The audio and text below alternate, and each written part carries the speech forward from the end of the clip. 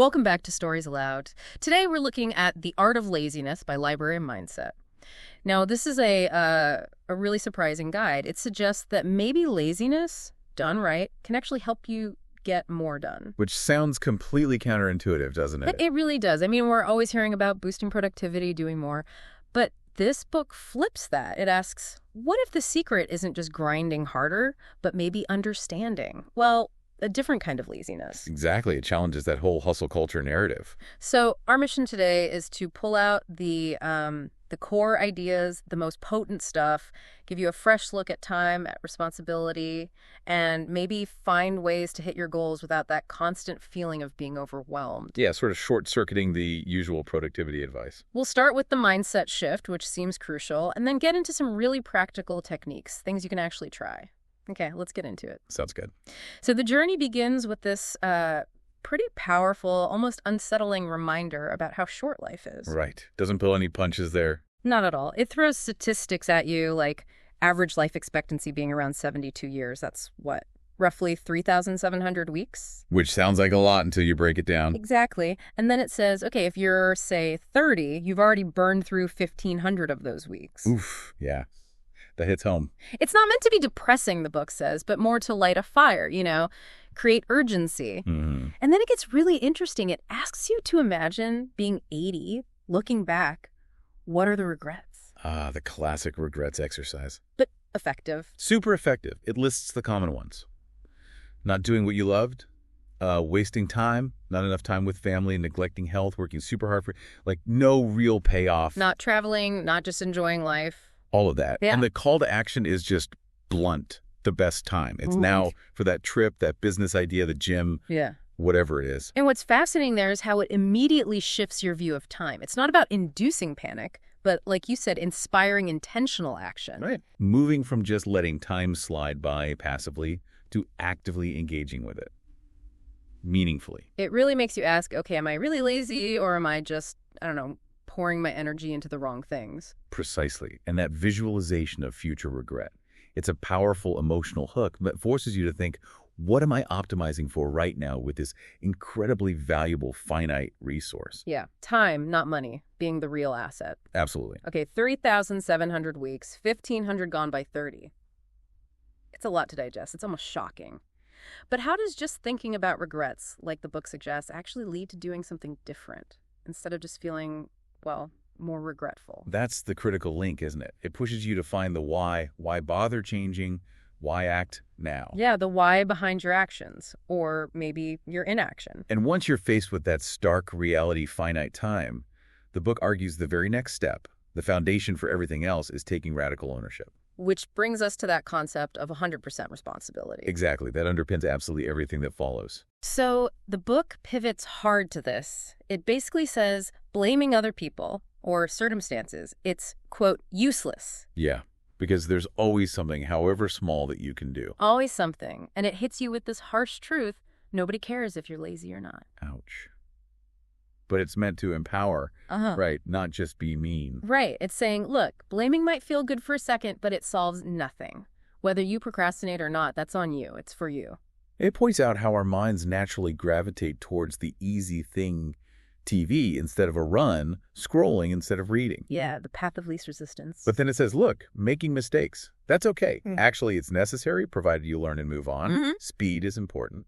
It quotes George Bernard Shaw there, doesn't it? Something about success not being about never making mistakes. But in never making the same one a second time. Yeah.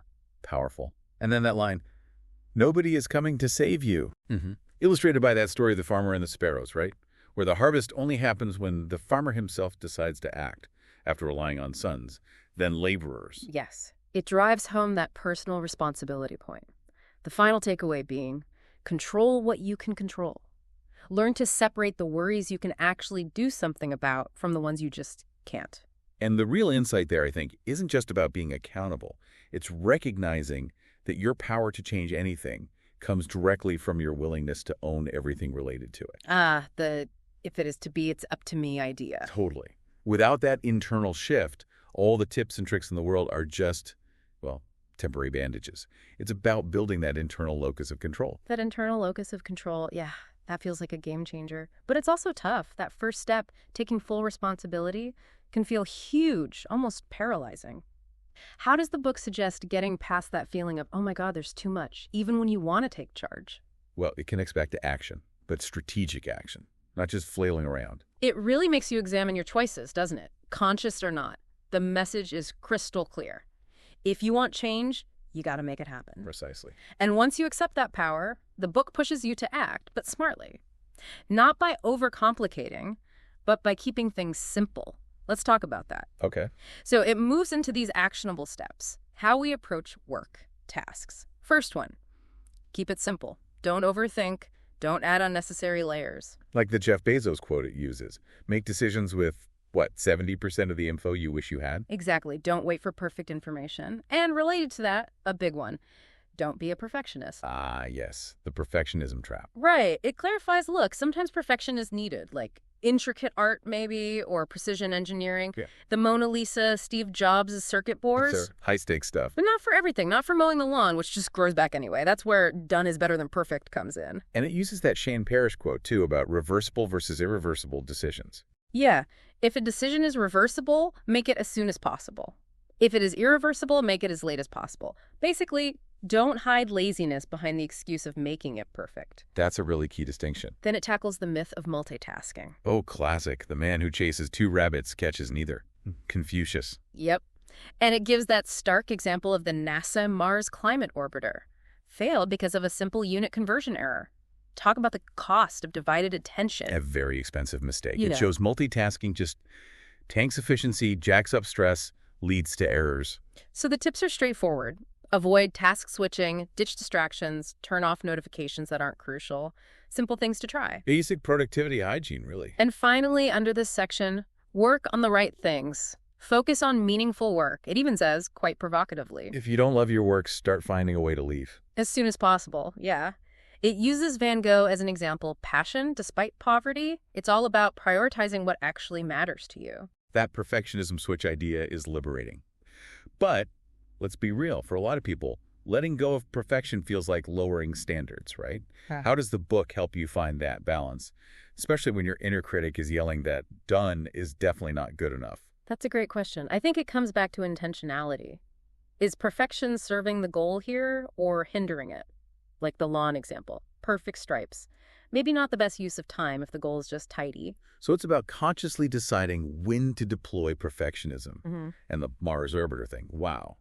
A perfect, chilling illustration of diffused focus, real-world consequences. Absolutely. It's about being deliberate with your energy. Don't let perfect kill good, or even just done. Okay, so once you have that foundation responsibility, simplicity, focus, the path to action gets clearer. Right. And that's where the book offers this whole toolkit of strategies. A real treasure trove of tips, techniques, things to try, practical stuff, daily routines, even ancient wisdom. Let's dig into those. Okay, first, the daily routine. Super important for consistency. It mentions Leo Tolstoy's routine, waking at 5 a.m., walk, write, a 2-hour nap, bed by 10.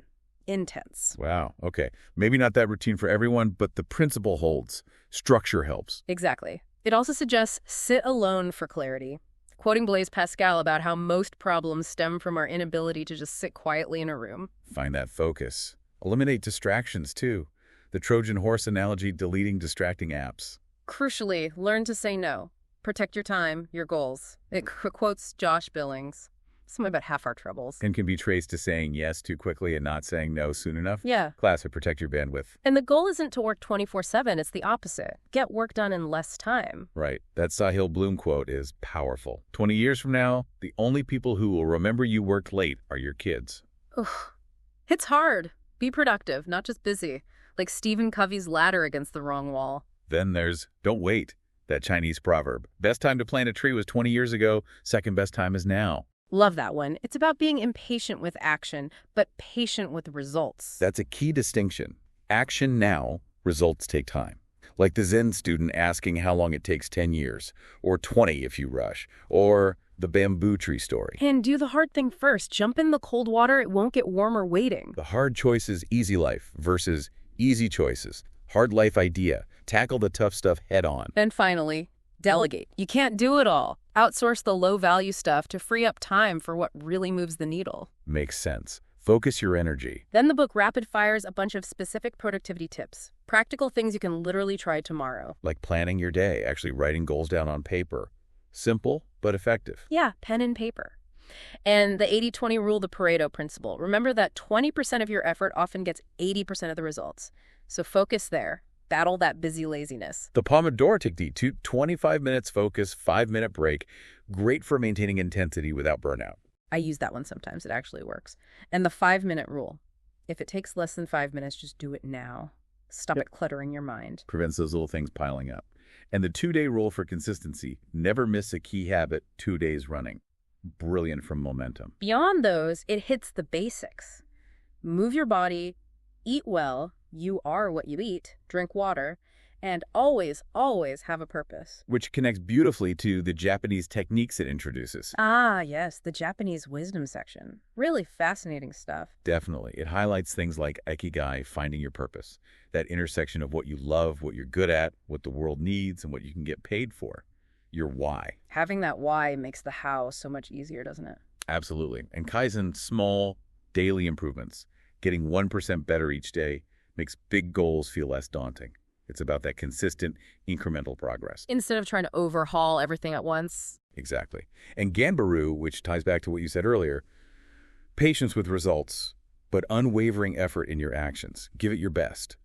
Understand outcomes unfold over time. It seems like so many of these techniques, whether they're ancient philosophies or modern rules like the 5-minute thing, they all point back to the same core idea, don't they? They really do. Small, consistent actions, fueled by a clear purpose, that's what leads to significant change. The 5-minute rule, the 2-day rule.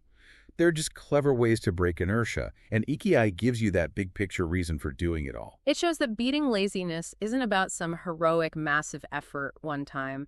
It's about disciplined, purposeful baby steps, repeated over and over. Yeah, building sustainable habits, not just temporary bursts of motivation. It's such a powerful mixed philosophy, practical steps, a really comprehensive toolkit for tackling what feels like laziness. But okay, even with all these tools, the book points out there's one more critical piece, our environment and our self-belief. Right. It's not all internal. Exactly. It hits us with that Jim Rohn quote, "You are the average of the 5 persons you spend the most time with." A classic. And it applies across the board, not just work. Totally. If your friends are lazy, chances are you'll lean that way. If they're driven, it rubs off. So be aware of those influences. Learn to say no to the negative ones. And be careful who you take advice from. Yes. Don't take advice from everyone. Especially, as Alex Hormozy apparently says, from people who don't have what you want. Makes sense. Don't model yourself after someone whose life you don't admire. The underlying message is, it's your life. Live the way you want to. Don't just follow the herd. Which ties into the next point about worrying. Don't worry. The Mark Twain quote about worrying about troubles that mostly never happened, it suggests classifying worries. Can I control this? Yes. Okay, act. No. Let it go. Easier said than done, but a crucial mental filter. And finally, maybe the most important part for overcoming inertia, you are great. Combat that negative self-talk. Because believing you're not good enough is a massive reason for inaction, for what looks like laziness. It really is. The advice is simple but profound. Start doing. In the end, everything will be okay. Just begin. What's so interesting there is how it connects self-belief with the external environment. It's suggesting that overcoming laziness isn't purely an internal battle. Right. It's also about cultivating surroundings people, inputs that support you, that sustain your motivation. Which loops back perfectly to taking 100% responsibility. That includes choosing who you listen to, who's in your inner circle. It's all connected. It's a truly holistic view. Laziness isn't the core problem. It's often just a symptom. Lack of purpose, maybe fear of failure, negative influences. So the real question the book leaves you with is, what's actually stopping you from stepping into that more energized, purposeful life? Wow. Okay, so we've covered a lot from The Art of Laziness. From facing regrets to grabbing responsibility, from simplifying things to smart delegation, ancient wisdom, modern hacks. The core message seems to be that laziness isn't who you are, it's a choice. Influenced by your mindset? Sure. Your environment? Definitely. But ultimately by your willingness to act. Yeah, and true productivity isn't frantic busyness. It's intentional action, doing things that align with what really matters. Building that life where you are, as the book says, impatient with action and patient with results. Understanding that consistent effort is the engine of change, not just waiting around for things to happen. And that concluding message is so stark. Wake up. Time really is running out. Don't live based on what other people expect. Your future. It's shaped only by what you do right now, in the present. It makes you think of that old story, the farmer, his son, and the donkey, trying to please everyone on the road. Oh, right, where they end up carrying the donkey because they listen to every criticism. Exactly. And the wise elder's point was, instead of using your own senses, you just did what others said. So maybe the final thought for you listening is, are you using your senses, your judgment, to live the life you truly want? Or are you still, maybe, carrying someone else's donkey? A question worth pondering. Indeed. Until next time, keep listening, keep learning, and maybe start living a little differently.